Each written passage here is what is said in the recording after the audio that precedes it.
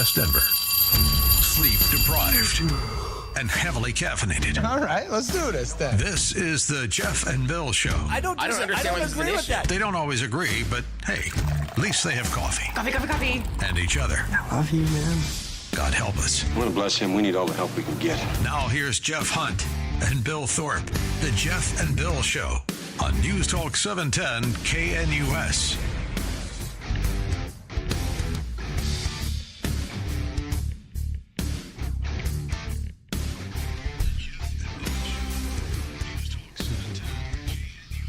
It's the Peter Boyle Show for a couple more days and Saturday. Then the boys are back on the following Monday. It is Thursday morning, July the 10th, 2025. 93 the high today and 85 on Friday. I get a really special surprise for everyone. So we're going to go to Blake Olson in the news, have Blake do a report and come back, and then hang on to your hats. The Olson Report is next. Blake Olson. Blake Olson, news and comment. Hey, good morning. It's Thursday in Denver, 71 with clouds, expecting a high of 89 today. News sponsored by Pastor Camp Heating and Air Conditioning at 303-777-1234 to learn more about special savings opportunities on Lennox equipment. Our top story, Aurora police say one person was detained during an investigation at the Gaylord Rockies Resort and Convention Center. There were several calls about an active shooter, but investigators say no shooter was found and no shots were fired. A firearm was recovered during the investigation, and an unidentified person was detained. Search teams, including the Colorado crew that is there in Central Texas, racing to find more than 170 people still missing after the devastating floods. The death toll has climbed to at least 125 campers and a counselor unaccounted for. Neil Jacobs, 47's nominee to lead NOAA, says the deadly flooding in Central Texas is a wake-up call for better forecasting. He told senators he plans to prioritize staffing at the local National Weather Services offices and upgrade forecasting systems if confirmed. Data Republican on X posted an article last night from 2001 in the Evening Standard that features Jeffrey Epstein. It says he once claimed to have worked for the CIA. Then the article said, quote, although he now denies it, end of quote. I think everyone knows and believes that all three intelligence agencies were involved with Epstein, the UK, Israel, and the CIA. Reports say Armando Saldate III, the head of Denver's public safety, accepted a conditional offer to become the CBI's next director. Saldate became head of DOS in 2022. He would succeed former CBI director Chris Schaefer, who retired in May. He will replace him. 67 in Centennial, 66 in Louisville, and 69 in Denver. Peter is back for Thursday as he's in for Jeff and Billy this week, and his show kicks off right now. Blake Olson, News Talk 710 KNUS.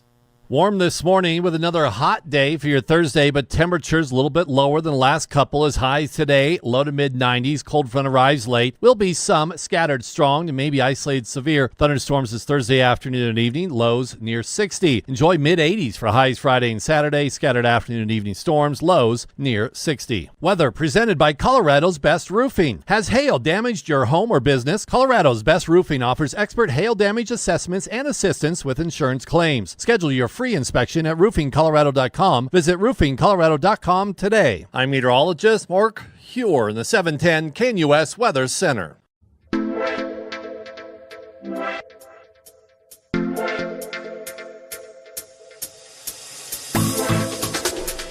I'm Peter Boyles for the guys. It's Thursday, July the 10th, 2025, and 93 the high.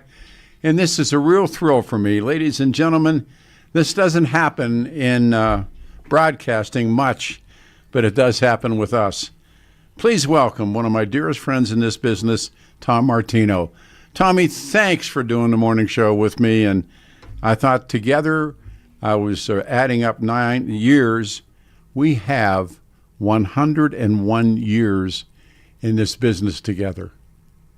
Oh, wow. And we're still here. And we're still here. I just had, on Monday, was my 51st year in radio, and I got you figured for about 50. 1975, so whatever that was.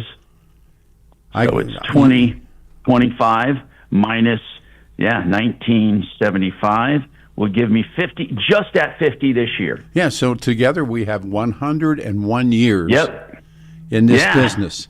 Where did you start? And then we have I have 45 in Denver. And you were in Denver the whole time. The whole time, yeah. I mean, I had a cup of coffee with the network, but that was all it was. But you know, and then I was syndicated for a while too, about 600 stations through. Actually, about 300 daily, 600 when you counted the weekend through Westwood, and. You know what? It was a good thing. But here's what I found out, Peter. Instead of having one boss, I had 300 bosses because every station, they would complain about something. And I thought, how do you do that, you know? Yeah. And then what happened was 9/11 knocked all of those non-political shows down a notch or two. That's when Glenn Beck started and everyone. And then my show never gained its traction again after 9/11, syndicated-wise. So we did a limited syndication. Of course, we're on iHeartRadio app, and we're also on the local station. But also I did some YouTube stuff, and then we started syndicating to individual stations. Mark Major took care of that. And so we're still going strong. So last night I pulled you up to read, and you know we've been friends a long time. We know each other's ins and outs. Yeah, Let me read this line to you. Martino's career began at the Catskill Daily Mail, a newspaper in his native New York, where he wrote a consumer-oriented column. How old were you when you did that? Okay, so I got out of. I was 16 when I was working in the newsroom, 15. I was working as a copy boy and in the mailroom. So at 15, I was in the newspaper. They started letting me write a youth column at around 16. And then when I turned 18 and was legal, I was going to community college there, and then they allowed me to write those news stories. So what did you write about? Okay. What happened was I was writing about news first, just news. I was just a news reporter. And then I sold a car to a young woman, and she was supposed to make me monthly payments, and she never did. So I sued her in small claims court. And then her mom said, she's a minor, you shouldn't have done that. I found a law in New York at the time, might still be on the books, that when you're in your 17th year of age and you sign contracts, if you do not cancel those within the first 5 days of turning 18, then that you reaffirm them as an adult. The reason that was happening, so many 17-year-old kids were entering into contracts screwing merchants. So they had this law, and I used it. The judge said, that's pretty clever, you know, so he granted a judgment in my behalf. And I wrote a story about it. I asked the editor, can I write a story about my experience? He said, sure, what the heck. And then the next week I had a basket full of mail with people saying, you know what happened to me one time? And so then I said, can I take some of these letters and start answering them? And it became one of the first columns in the entire country. The only other consumer columns were like Betty Furness doing market basket reports. I remember Betty Furness. Yeah. So that was my competition at the time. So I went into the newspaper column business doing what I called action. It was the action column, and people would write Dear Action, you know, and then I would write stories. Then while I was at that newspaper, I got an offer to go to a local radio station. And so I went to WHUC. Wow. And while I was there, I did this column on the air. I didn't know how to do radio, so all I would do is read some letters and answers for an hour. And then I asked my guy, I said, this isn't working very well. Can I, since they have a request line for music, can I use the request line for people to talk to me on the phone? He says, what? We're not talk radio, and I said, well, let's try it. And talk radio at the time was in its infancy. So I did it. People called in. I gave them answers, and that was the birth of the troubleshooter. And then I had an offer to join the local TV station to do reports. And it was really a simple morph into broadcasting. And the newspaper didn't like me splitting my loyalties, so they let me go and said, go full-time broadcasting. It was a friendly let go. They said, look, man, your heart's not in print anymore. And so they let me off the reservation. And then I started working at WRGB TV in Albany, New York, as a stringer. So you got paid by the story. Of course. Now listen, man. Back then, I was getting $100 a story. Plus, I was getting I had my radio thing with WGY. I was making really good, way back then, in 75 or 76 it was, I was making some good money, 77, $100 a story, Peter. Listen to this, if I did 3 stories, I'm making $300 a week. Yep. That's a lot of money. It's a lot of money. My God. It's a lot of money now. Yeah, so I was making that money, and then it just grew. It just grew from there. I did full-time TV and then did part-time radio. And then when I came here to Denver, I did both full-time radio and full-time TV. I was on good old KOA. Oh, yeah. By the way, they're having their 100th birthday party. And I talked to some guys. We got the invitation is coming, and I suspect you'll be there. And I think that 100th birthday at KOA ought to be birthday party with everyone. As long as they have an X-ray machine or metal detector, I'll go.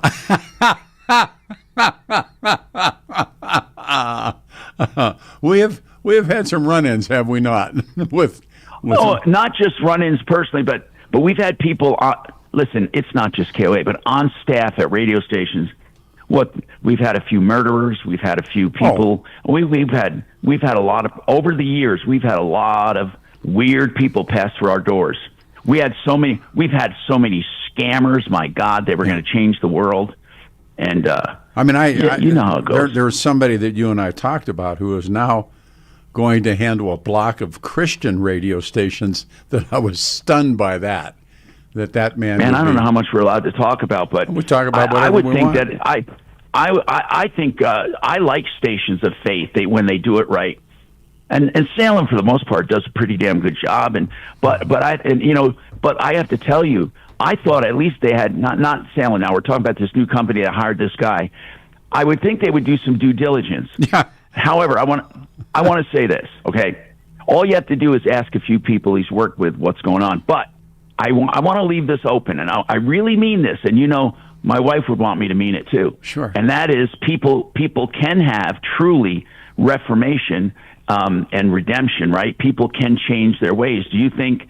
But really, from going to so much controversy civilly and things that could almost be considered criminally, I don't know if it rises to that level, but to have that many complaints against you from fellow workers and companies, and then head up the entire division for Christian radio really surprised me. That is not saying he didn't have a change of heart.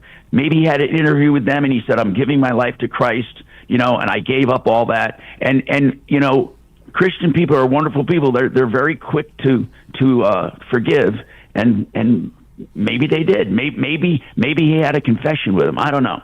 Tom Martino and Peter Boyles will be joined by some others here in a little bit. Between us, we have 101 years of radio together. I had my 51st anniversary, and I started as a writer for the traffic reporters, and this traffic reporter didn't come to work. That's the best way I can say it.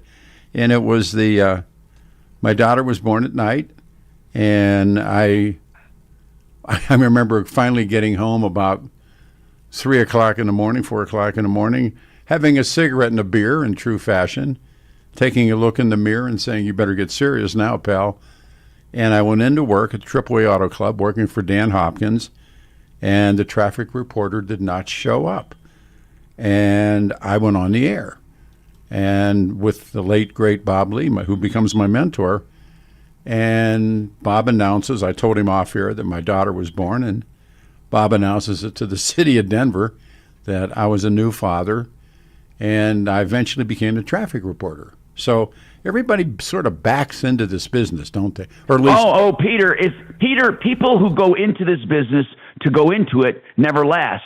They don't. The people that lasted were saying, like, it's like getting on a wild horse and a bronco, and you think to yourself, what the hell, I'll do it until I fall off.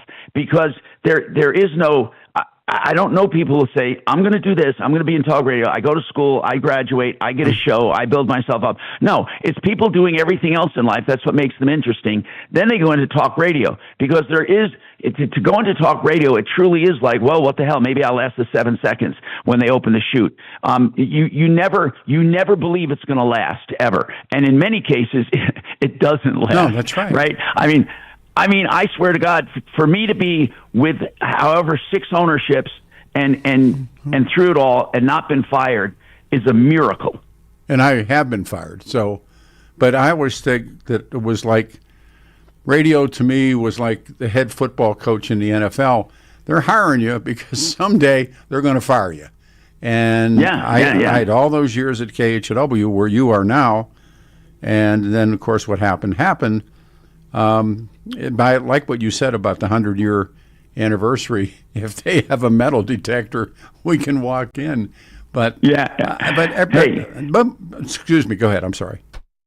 No, I was just going to say, when you do radio, you're waiting for the shoe to drop. And if you count up the numbers and did some kind of a ratio like they do in stock trading, for every 25 talents that were let go or fired, you probably could have saved those 25 people by firing one program director or one middle manager. What radio does, which is amazing, is never looks to its management. Well, now they do. No. But they never used to look to their management for flaws. If there was something wrong and the program the program director tells you to do it, you're doing your show the way you like it, then somebody comes in and they always have to put their fingerprint on the business, right? So what they say is, do this, this, this, and this, and you start doing this, this, or this, and this, your numbers start tanking. They don't blame you. You know, you had your Ferrari, you were driving around just fine, and then this guy came in and tuned it up. No, I've watched, matter of fact, Channel 7 back in the day was a great example when they had the legendary newscasters were working at 7. Oh, and then in comes it was McGraw-Hill. And they stepped in and they book publishers. Yeah, and they start switching people around, and they had the 7 at one time had the #1 ratings in Denver TV, and Bob Martin, and then Bob Palmer, and all these different characters. They go different places, and they tanked Channel 7. It was done by management, and I've seen it. And now radio and TV, Peter, are being tanked by the internet, you know. And I'll remember Lee Larson, I consider Lee Larson a great man. We were having an interview, and he sat me down and said, Tom, our competition is, he did this way, way back. Yes, he did. Even before the iPod. He said, our biggest competition in the future is not going to be the radio station down the street or the TV station. He held up his phone. He said, it's going to be here. And this was he was a guru. That was way before that happened. And also, radio stations, the federal law gets passed where you can own 8 radio stations in a market. And that became something into the hands of the money boys. And they just squeezed the lemon as much and as hard as they could. That's right. They started building mansions on Long Island. And single moms with a couple of kids were being fired. And that's not forgivable. I mean, I watched that. And no. But to imagine, though, that who would ever imagine in a day of media when a guy on YouTube or somebody on TikTok or somebody on any social forum or a podcast can get more of an audience than all of Denver media put together. Yeah, well, the time has come. And There was something. Everybody has their fame, their 15 minutes. Everybody has everyone is on equal footing.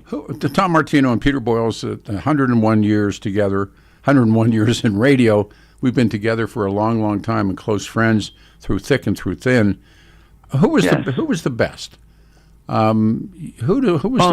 that you, for different reasons? I say the best for different reasons. That's exactly right. The best of the best of the best because he was original, and everyone else in some form or another is copying him. You know who it is. Sure. It's Alan Berg. Of course. Alan Berg was the most original person. He was doing today's talk radio back then. He was way ahead of his time, and he just was. There was no one else like him. And I would say, although I don't listen to him, Howard Stern really stretched the limits. I mean, the man's a genius. He did stretch the limits with sound and what he could do on the air, and I think he was great. Rush Limbaugh proved that you could talk about politics and stuff and make it exciting like a ball game or a race. So I would say Limbaugh, Howard Stern, and Alan Berg were some of the greatest I found in radio. Larry King showed you how not to do an interview. That's right. And he lasted 100 years. That's right. But the man, he lasted and lasted and lasted. Then there's another guy, not a little guy, but he was on WBZ in Boston that I started listening to as a young man, Larry Glick. Yep. Glick. Larry Glick. They were legends. Yes. When Limbaugh hit, and I always want to tip my hat to Mike Rosen. Rosen brought conservative talk to Denver.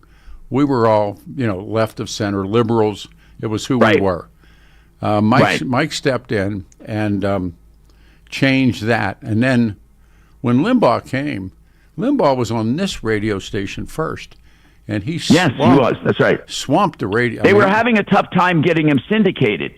And I remember KNUS and that old crazy guy put him on the air. Easy. And easy. But you're right. I don't remember his name. He's probably not alive, so we can slander him. Al Martishang. Yeah. Yeah. He had a pretty good vision, actually. I liked his kick-ass, take no names attitude. Yeah.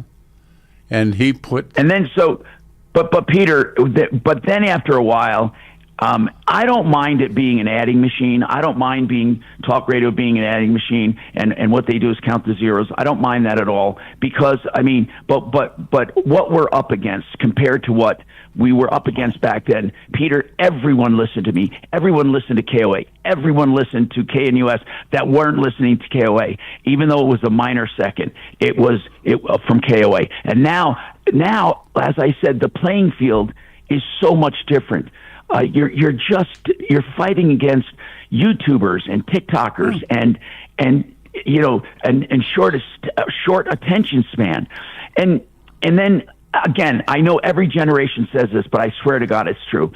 And I proved it was true by looking at old newscasters. Old newscasters, a lot of them were boring as hell, right? They were boring as hell. And then you have people now doing TV news. They're not boring. I like that part of it. I like that. But the content is what shocks the hell out of me, the content.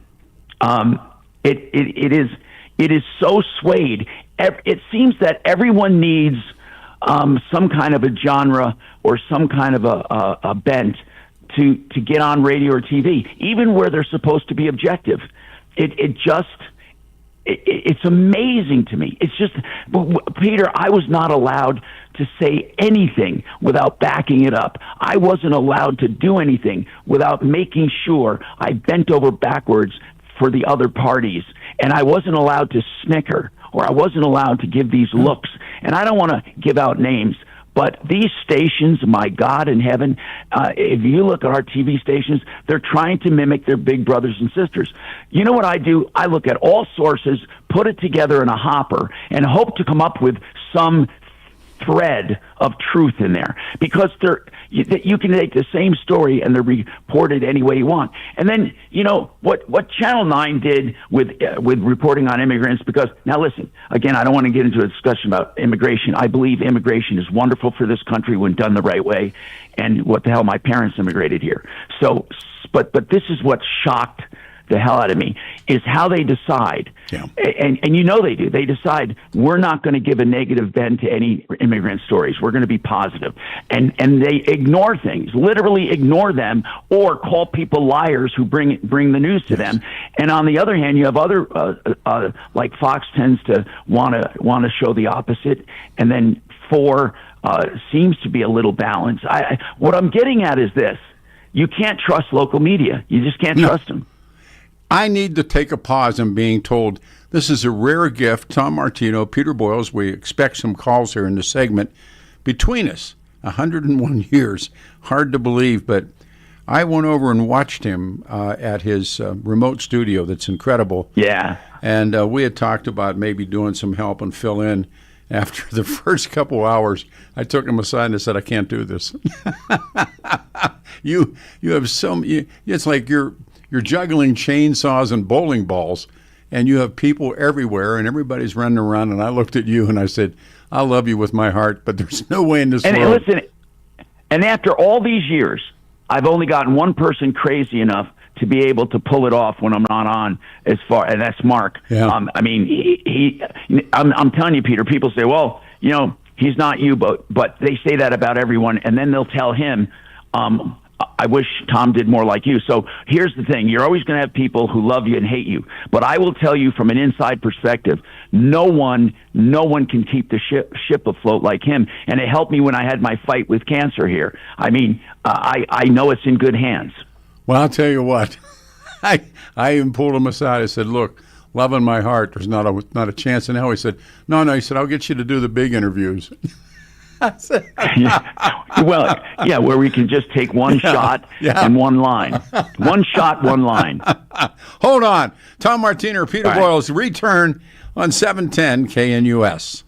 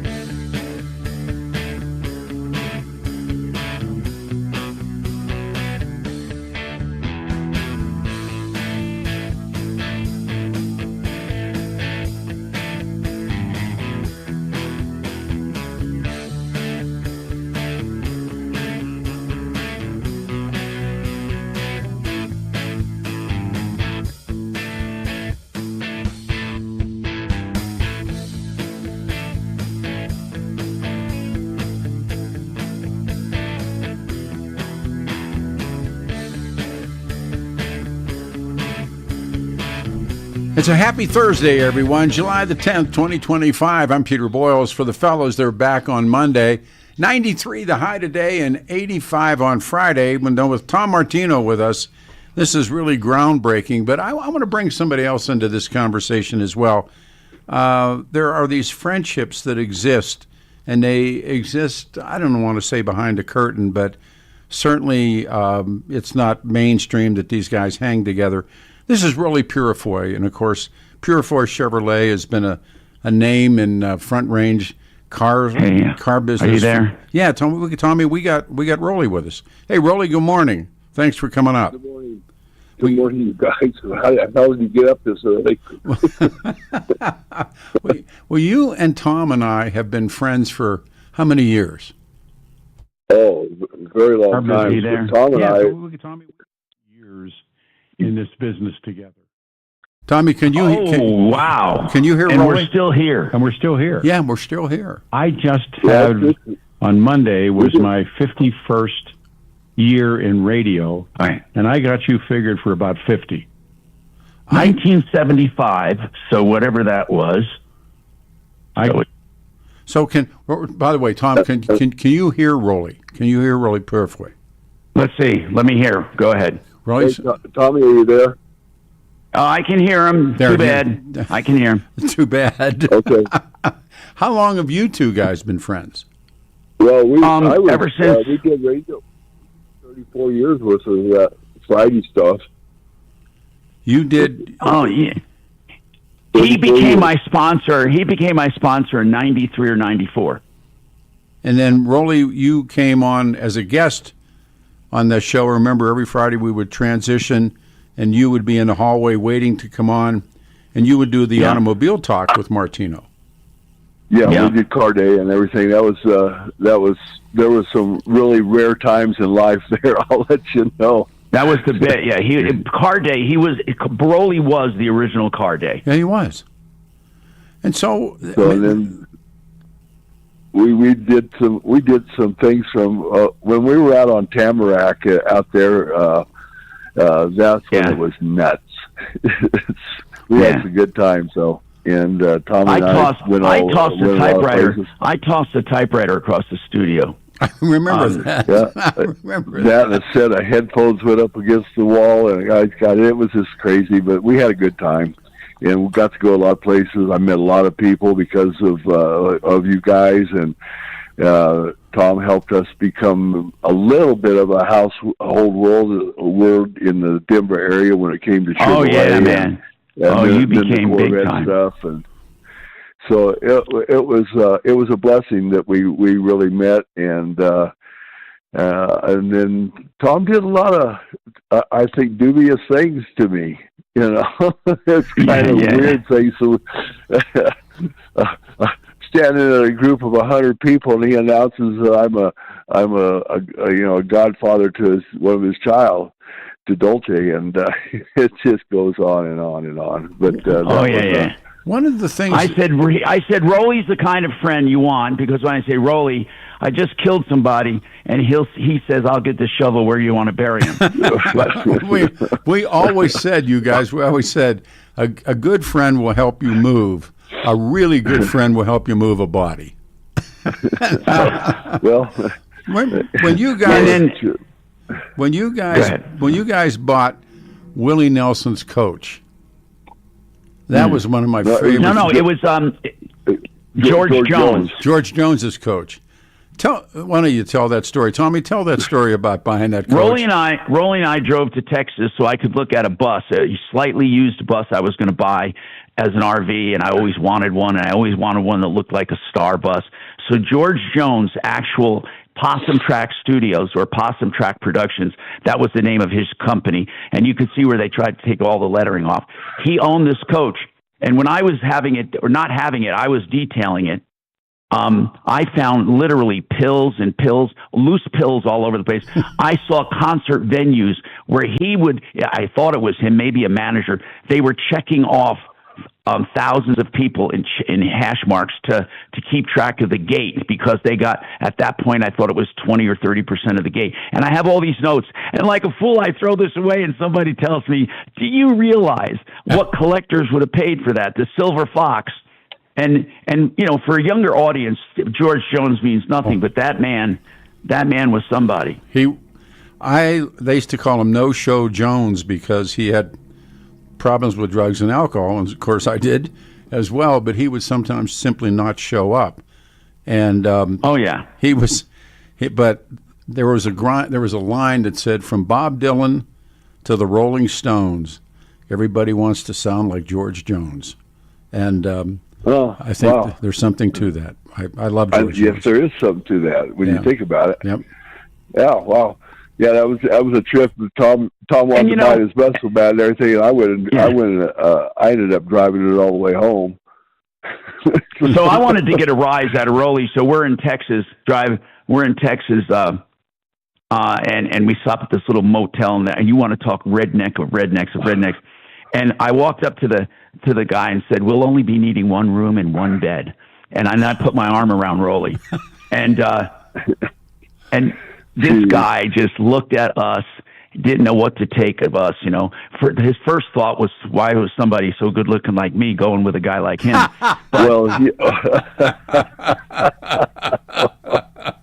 But anyway, we literally would crash a few hours and drive, but it was fun. And Rolly, the reason Rolly didn't let me drive is because one night I kept swerving, and I told him, I said, there was a snake in the road. And then after the third time, he says, "Pull over. There's too many damn snakes." Yeah, it's lucky we can even have this conversation. No. So we're all fighting health crap, aren't we, guys? We're all fighting it. Well, the last it's a shame that you go this far in life, and we had the dealership for 63 years and sell that thing, and now I'm kind of a sick old man. It's interesting. The last 3 years of my life, since I had a stroke, kind of mini stroke, I've said if those last 3 years were a fish, I'd throw them back. But man, you want to talk? But I'm coming out the other side, and Tommy, you've been through the worst of the worst, and oh my God, and I'm still going through it right now. Here's the bottom line for those listening. I was diagnosed with was supposed to be a rare form of cancer. I'm hearing about it all over. Pancreatic cancer, which is normally the diagnosis 97% of the time means you're bye-bye. Mine happened to be an isolated case. It was very, very, very rare. And we were able to get it all in surgery. It hadn't spread to anywhere, any place in my body. And they were amazed by that. So it was almost like a pre-stage 1. It was removed with a 10-hour surgery 2 months ago, and I've been on follow-up chemo for the last few weeks. Every other week I go in, and in fact I wear this little, let me show the camera here, I wear this little pouch for the days I'm doing chemo, but then this pouch is taken off, and then I have a week and a half off and go back to the routine. I have to do that 4 more times, and that's it. And I'm fighting it, and they tell me I'm 100% cancer-free. But, man, does that change your perspective on life? God bless you, brother. Let me tell you a story. So Tom and I have been close friends through thick and through thin, and he called me. This is maybe, 6-7 weeks ago. And he said, I need to meet you. I need to talk to you. And immediately I think something's gone wrong in radio, and most times it's me. Something's happened. And so we meet at the Starbucks. He gets out of the car, and I really did not recognize you, Tommy. I haven't told you that. I know. That cancer, and I didn't know that he had cancer. And he comes up and sits down, and he looks at me, and he told me what he had. And I thought to myself, and Pure For You and I talked about it, I said, if anybody sucking air can beat cancer, it's Martino. And if he can't, he'll talk his way out of it. and truer words haven't been spoken. Yeah, and so here we are, and you look great, folks. He's on a split screen with me right now, and if I didn't know, I wouldn't know. So other than you lost, but I have no hair at all anymore. So and Purefoy's getting there too. So, but I looked at some. And I lost about about 45 pounds I lost. So it's amazing. And like I got a new heart valve, and the robots did it. And I don't know, guys, we're getting old. It's like listen, and for those listening, in the next segment, we're going to be talking bowel movements. So, hey, Rolly, what was the highlight with you and Martino? Oh man, there was we did so many things over there. That's a lot of years when you think about 34 years and different car shows that he came to and up to the dealership, and we took some trips in the motor coaches and just different stuff. But I think probably the one that makes when we went up, he bought a marathon bus and we went up to Eugene, Oregon to get this thing. that was my first new one. We went to the factory. It's actually Colberg, Oregon. It was Super Bowl time. Broncos playing the Cheeseheads. I can't say that. Green Bay, and we're in a bar that is it's all Green Bay and just us. There's I think there was 5 of us, but Tom has quite a bit of wine to drink, and my friend, I know the drill. I know what happens next. A friend of mine named Terry Campbell. He's a retired Colorado State Patrolman now, and we're both about the same size. And we're back. We're in the men's room and everything, and it's a trough type urinal. And this guy's standing in between us, and Tom's in the back of the room going nuts and about Denver and everything. And this guy turns, looks at me, and he says, I'm just going to kick this guy's ass and get him. And I said, no. I said, I don't think we need to do that. I said, well, we'll take him and we'll leave, and because we were severely outgunned. So it was just a bar fight in Oregon wouldn't be good with the speed. Oh man, it was. And we went up there and we stayed 3 days.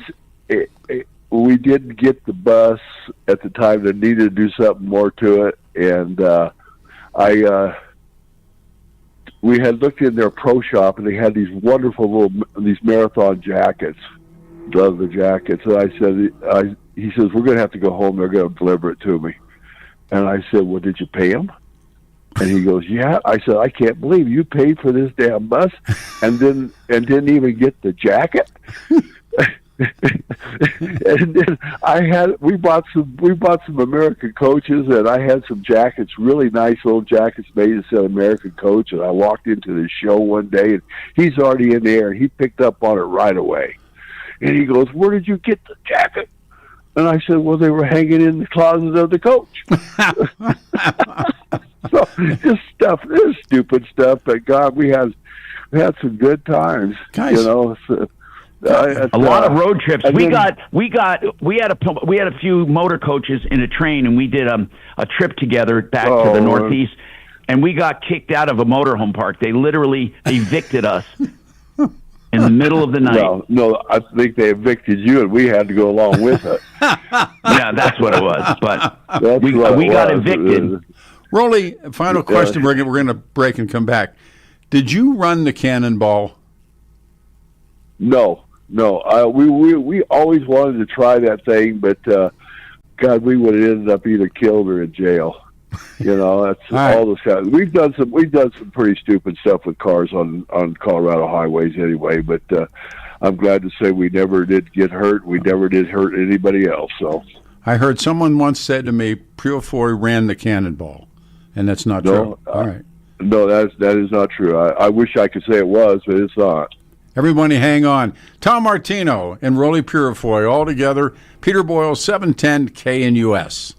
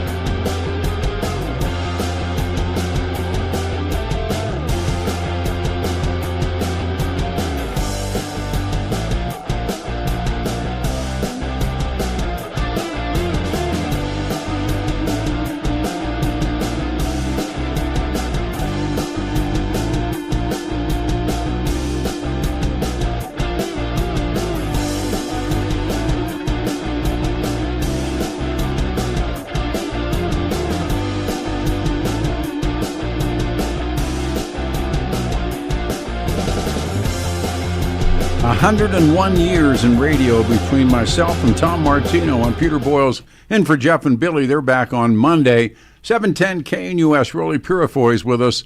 93 will be the high today and 85 on Friday. We got quite a show tomorrow as well. Tom is with us and Rolly is with us. And I guess the question is, how many more years, any and or all of us? Tommy, you're doing strong. You're back. You're doing 5-day shows. I'm filling in a 5-day, but I usually do a 1-day. Rolly's in retirement, but I wish he wasn't. So what are you going to do, Tom? Do you have any idea what the plans are for the future? Everyone asks me that, and I want to say something. I love and I appreciate people who love leisure and really soak it up and love doing nothing and want to be on the beach or the golf course. I respect them for what they do. If they want to do that, they've earned it. I have never been one for that. I love work. I love creating companies. I love doing things for people. I like volunteer stuff. So Peter, I'm doing what I want to do. Stephanie and I laugh about our lives when people say, "How are you guys doing?" I say, and we say, delightfully bored.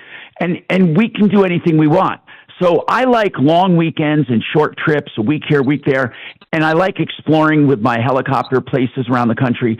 But I don't have an urge to just end it all like that. I just don't. It's not something. I feel like I am in retirement right now. I really am. I mean, for the most part, iHeart leaves me alone. They're wonderful people to work with, and I've been proven. So it's not like they have to tweak the show or anything. And then, as I said, I have transitioned with Mark. And if I need to take, like this week, it's a short week for me, he'll fill in without a hiccup. So I feel like I am the Walmart greeter of radio. I'm there, and I'm not going to go away. That's how I feel. Yeah, I've loved it, so much. And Rolly is now in retirement. He's the lion in winter. And he's a man that I think belongs working every day as well. I don't think he's like a donkey like the rest of us. He doesn't know any better. Oh, he works every day. He has projects out the nose. He's probably busier now.